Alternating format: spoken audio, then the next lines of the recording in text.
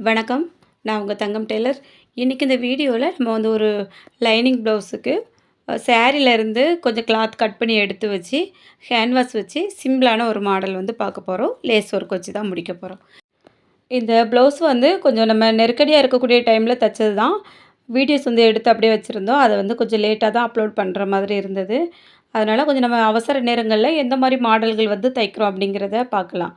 இப்போ வந்து கேன்வாஸ் இருக்கு பாருங்க. கேன்வாஸ் வந்து ஒரு 10 இன்ச் அகலத்துக்கு எடுத்திருக்கேன். அத 2ஆ மடிச்சிருக்கேன். இதோட நீளம் பார்த்தீங்கன்னா, நம்ம நார்மலா அந்த ப்ளவுஸ்ல லைனிங் எந்த அளவுக்கு கட் பண்ணியிருக்கோமோ, அந்த அளவுக்கு எடுத்திருக்கேன். இப்போ இந்த லைனிங்கோட மொத்த உயரம் வந்து ஒரு 13 இந்த 15.25 இருந்தது. அதே அளவுக்கு வந்து கேன்வாஸ் எடுத்திருக்கேன். உங்களுக்கு எந்த அளவுக்கு தேவைப்படுதோ அதுக்கேத்த மாரி எடுத்துக்கிடுங்க. ஏன்னா ஒவ்வொருத்தரோட நெக்கோட அகலத்த பொறுத்தும், உயரத்த பொறுத்தும் மாறுபடும்.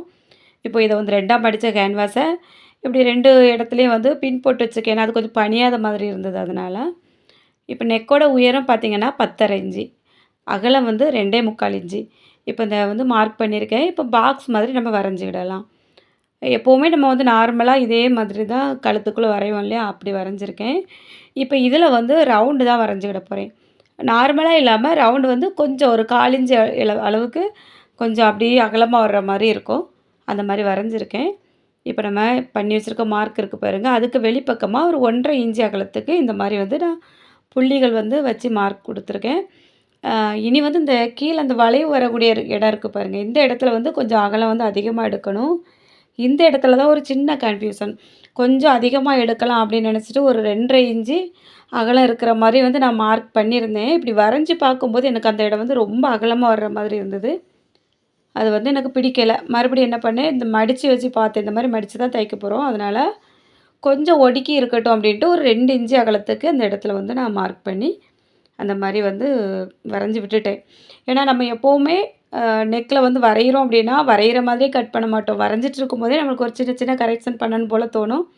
அந்த டைம்ல வந்து நம்ம தோன்றதுக்கு ஏத்த மாரி கொஞ்சம் மாத்தி வரைவோம் இல்லையா? அப்படிதான் வந்து அந்த அகலத்த வந்து கொஞ்சம் குறைச்சிட்டேன். இப்ப அந்த மார்க் வந்து எல்லா இடமும் பண்ணி விட்டதுக்கப்புறமா, வெளிப்பக்கமா இருக்கக்கூடிய மார்க்க அப்படியே கீழ இருந்தே மேல வரைக்கும் கட் பண்ணிவிட போறேன். இந்த இடங்கள்ல கேன்வாஸ் வந்து விலகி போகாம இருக்கிறதுக்காக 2 பின் வந்து போட்டு வச்சிருக்கேன். இனி வந்து நம்ம உள்பக்கமா இருக்கக்கூடிய அந்த நெக்கோட ரவுண்ட் இருக்கு பாருங்க, இதையும் கட் பண்ணி எடுத்துக்கிட போறேன். கேன்வாஸில நம்ம வந்து அயர்ன் பண்ணியும் அந்த கிளாத்ல வச்சு தைக்கலாம். அயர்ன் பண்ணாம நார்மலா நம்ம தையல் போட்டும் தைக்கலாம். நான் இன்னைக்கு வந்து உங்களுக்கு அயர்ன் பண்ணி தான் வச்சு தச்சு காமிக்க போறேன். இப்ப இந்த மாரி தான் இருக்கு கட் பண்ணி எடுத்ததுக்கப்புறமா. இத வந்து இந்த சாரியோட கிளாத்ல தான் நம்ம வச்சு அயர்ன் பண்ணணும்.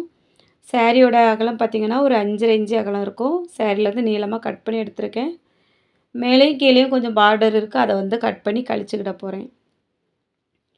இனி வந்து அந்த நல்ல பக்கம் 2ம் ஒண்ணா வர்ற மாரி நீள பீஸ இந்த மாரி 2ஆ மடிச்சிருக்கேன். ஒரு 1/2 இன்ச்சுக்கு அப்படியே தையல் போட்டு கீழ வரைக்கும் கொண்டுட்டு வரலாம். இந்த கிளாத் ஒரே நீளமா இருக்குது பாருங்க. இத அப்படியே வந்து 2ஆ கட் பண்ணி விட்டுடலாம். அகலமான கிளாத்தா வந்து கிடைச்சிரும். இந்த இடத்துல வந்து கண்டிப்பா ஒரு 2 தையல் போட்டுட்டோம் அப்படின்னா, ரொம்பவே நல்லது. பிரிஞ்சு போகாம இருக்கும். நான் வந்து இந்த கிளாத்ல நூல் போட்டிருக்கிறது வந்து தெரியல. அதனால நல்லா விரிச்சு பிடிச்சிட்டு, அதோட சென்டர்லேயே ஒரு பதிவு தையல் வந்து போட்டிருக்கேன். இப்போ அந்த உள்பக்கமா பெரட்டி வச்சிருக்கேன். இந்த பிசுறு தெரியுதுல்லையா அந்த இடத்துல, கேன்வாஸ் இருக்குது பாருங்க. கேன்வாஸோட பசை இருக்கக்கூடிய பகுதி வந்து கிளாத்த ஒட்டி வரணும். அது இல்லாம நம்ம சென்டர்ல தையல் வந்து போட்டிருக்கோம் பாருங்க, அந்த சென்டரும், கேன்வாஸோட சென்டரும் ஒரே மாதிரியும் வரணும். மேலேயும் கீழேயும் கொஞ்சம் கிளாத் அதிகமா இருக்கிற மாரி நான் வச்சுட்டு, இந்த மாரி அங்கங்க 2, 3 பின் போட்டிருக்கேன். இப்போ இதில நம்ம தையல் போடுறதா இருந்தா கூட போட்டுடலாம். ஆனா நான் வந்து அயர்ன் பண்ணி எடுத்துக்கிட போறேன்.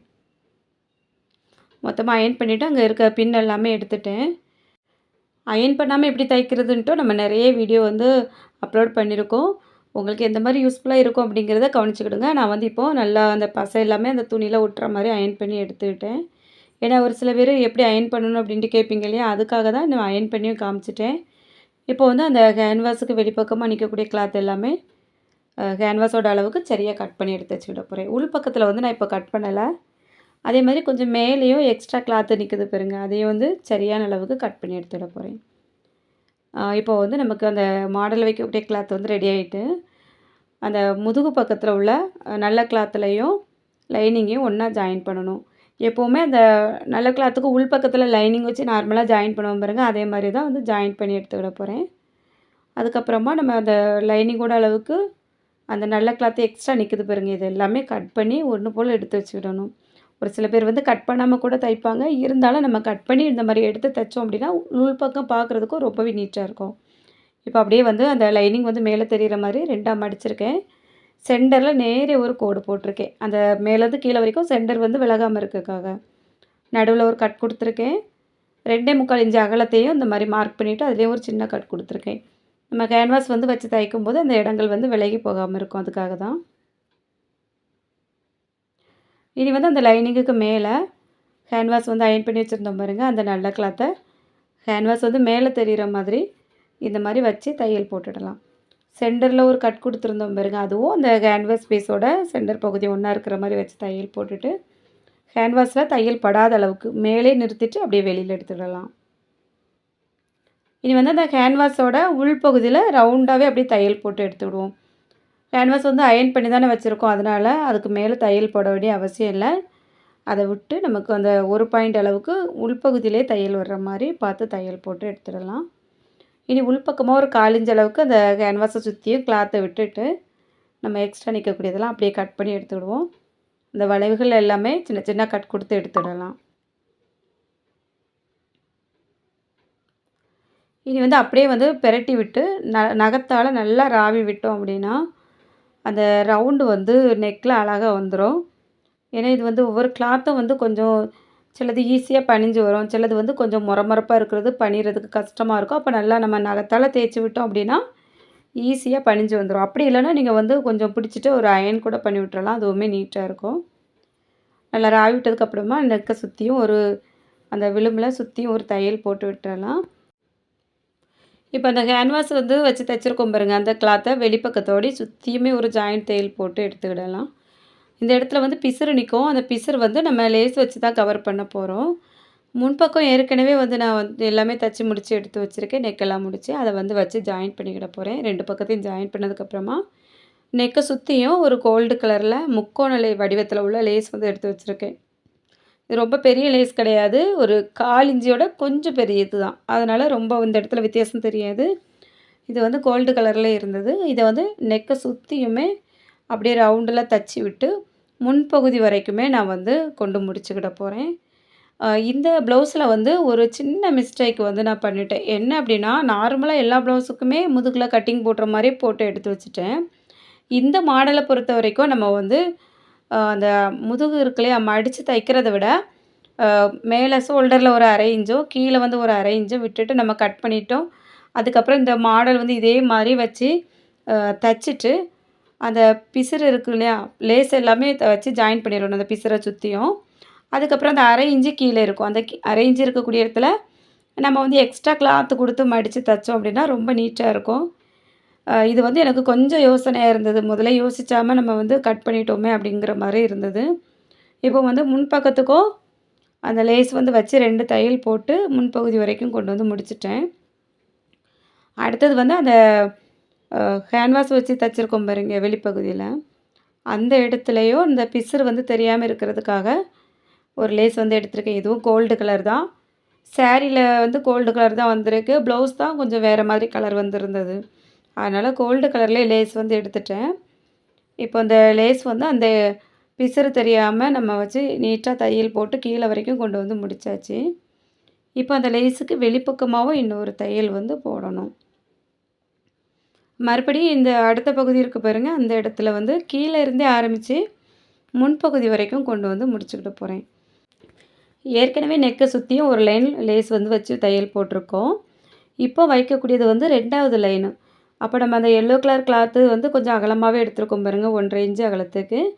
அதுக்கு மேலே தான் வச்சு தைச்சிட்டு வந்துட்டுருக்கேன். பிசுறு தெரியாத அளவுக்கு ஒரு 1/4 இன்ச்சுக்கு உள்பகுதியிலையும் 1/4 இன்ச்சுக்கு வெளிப்பகுதியிலையும் இந்த லேஸ் வர்ற மாதிரி நம்ம வச்சு தைச்சிட்டோம் அப்படின்னா எந்த இடத்துலையுமே பிரச்சனை வராது.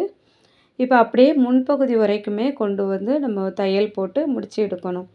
முன்னே வர வர கொஞ்சம் ஒடுக்கி எடுத்துருப்பேன், ஏன்னா அதே 1/2 இன்ச்சு அகலத்தை நம்ம இங்கே கொண்டுட்டு வந்தோம் அப்படின்னா நல்லா இருக்காது. டாட்டு எல்லாம் பிடிச்சிருக்க இடத்துல வந்து அமுங்கி வர்ற மாதிரி இருக்கும். அதனால் கொஞ்சம் ஒடுங்கி வர்ற மாதிரி பார்த்து கட் பண்ணி எடுத்துட்டேன். மறுபடியும் கீழேருந்து அப்படியே அந்த லேஸுக்கு வெளிப்பக்கமாக இன்னொரு தையல் போட்டு அதையும் முடித்து எடுத்தாச்சு. இப்போது நான் வந்து இந்த இடுப்பை வந்து மடித்து தைக்க போகிறேன். நான் இதில் தான் சொன்னேன் கொஞ்சம் மிஸ்டேக் பண்ணிட்டேன் அப்படின்ட்டு. இருந்தாலும் அந்த எல்லோ கலர் கிளாத்து வந்து கீழே வரைக்கும் வச்சு நம்ம வந்து தச்சுட்டு அதுக்கு மேலே லேஸ் வச்சுருக்கோம். அதனால் பிசுறு வந்து வெளியே வராது. இப்போ அந்த லேஸோடு சேர்த்து தான் நான் வந்து மடிச்சிருக்கேன். அப்படி இல்லைன்னா நம்ம வந்து இந்த அரை இன்ச்சில் ஒரு எக்ஸ்ட்ரா கிளாத்து கொடுத்து மடிக்கிற மாதிரி நம்ம பார்த்து மடிச்சிருந்தோம்னா இன்னுமே வந்து அந்த லேஸ் வந்து முதுகில் உறுத்தாமல் இருக்கும். அப்படி இல்லைன்னா அந்த இடத்துல வந்து நம்ம பைப்பிங் வந்து கொடுத்தாலும் நீட்டாக இருந்திருக்கும். இதுதான் எப்போவுமே கொஞ்சம் யோசிச்சுட்டோம் அப்படின்னா நல்லாயிருக்கும். ஆனால் அந்த சீசன் டைம்லலாம் யோசிக்கிறதுக்கு நேரமே இருக்காது. நம்ம ஒன்று யோசிக்கும்போது அந்த கிளாத் வந்து நமக்கு செட் ஆகாது. அப்போ அந்த கிளாத்துக்கு ஏற்ற மாதிரி நம்ம வந்து யோசிக்கிற மாதிரி இருக்கும். டைம் இருக்குதா அப்படின்னு பார்க்கணும். இப்போ வந்து கட் பண்ண ப்ளவுஸை நம்ம வந்து நமக்கேற்ற மாதிரி மாடல் வச்சு தச்சு முடிச்சு எடுத்தாச்சு. அந்த எல்லோ கலரை சுற்றி வெளிப்பக்கம் உள்பக்கமும் அந்த கோல்டு கலரில் கொஞ்சம் வேறு வேறு மாதிரி லேஸ் வந்து கொடுத்துருக்கேன். பார்க்குறதுக்கு ரொம்பவே நீட்டாக லுக்காக இருந்தது. இப்போ இதுக்கு வந்து எல்போ ஸ்லீவ் வச்சு நார்மல் ஸ்லீவ் தான் வச்சு முடிச்சிருக்கேன். ரோப்பும் வந்து வச்சு ரெடி பண்ணியாச்சு. நடுவில் மட்டும் ஒரு சின்ன பேட்ச் ஒர்க் வச்சு கம்ப்ளீட் பண்ணியாச்சு. எப்படி இருக்குது அப்படிங்கிறத மறக்காமல் கமெண்டில் சொல்லிடுங்க. வீடியோ பிடிச்சிருந்தா அப்படியே ஒரு லைக்கும் கொடுத்துட்டு, நீங்கள் இன்னும் நம்ம சேனலை சப்ஸ்கிரைப் பண்ணாமல் பார்த்துட்டு இருந்தால் சப்ஸ்கிரைப் பண்ணிவிட்டு பக்கத்தில் இருக்க பெல் பட்டனை ஆன் பண்ணிடுங்க. ரொம்ப நாளாச்சு எடுத்து வச்ச வீடியோ பேச முடியாமல் அப்லோட் பண்ணாமே வச்சுருந்தேன். இன்றைக்கி தான் பேசி அப்லோட் பண்ணுற மாதிரி இருந்தது. வெயிட் பண்ணி வீடியோஸ் பார்த்ததுக்கு எல்லாருக்குமே ரொம்ப ரொம்ப நன்றி. இனி தொடர்ந்து நம்ம சேனலில் வீடியோஸ் வந்து வந்துகிட்டே இருக்கும். உங்களுக்கு தேவையான வீடியோஸ் எது வேணும் அப்படிங்கிறத மறக்காமல் கமெண்டில் சொல்லுங்கள். இது வரைக்கும் வீடியோ பார்த்த எல்லாருக்கும் ரொம்ப ரொம்ப நன்றி. வணக்கம்.